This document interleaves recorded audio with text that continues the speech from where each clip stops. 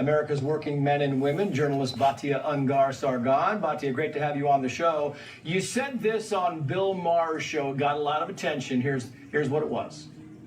These are really important, that we have a stake in the manufacturing of the things that we need as a nation, so that when China decides that it wants to go to war against us, we're not relying on them for steel and aluminum in order to fight them. Okay, well, at least that's an answer. He's right, it's a good answer, but Batia, expand on that, if you will, for us, so that Americans kind of understand what we're facing here with these new tariffs. Thank you so much for having me, Trace, on Liberation Day. Do you feel liberated? I feel liberated.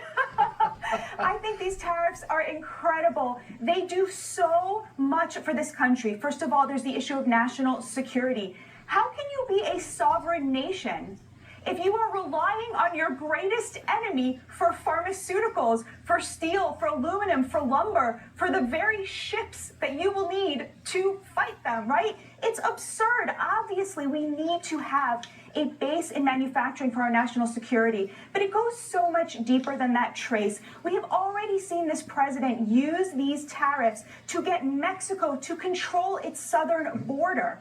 I mean, hello, the most obvious thing in the world. We got them to stop allowing the free flow of fentanyl into this country, which murders 100,000 Americans every year.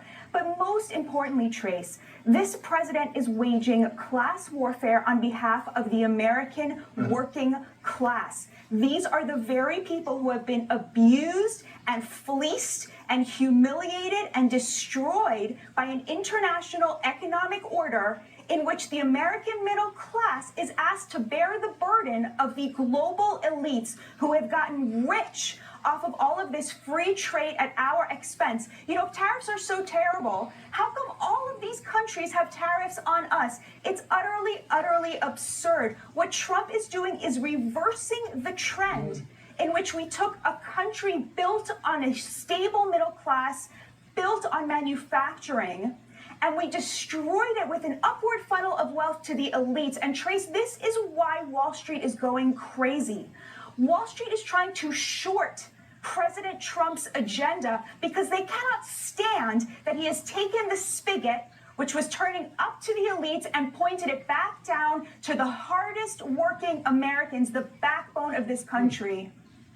And that pretty much says it all. Batia Ungar-Sargon, thank you for coming on. Great stuff. We appreciate it.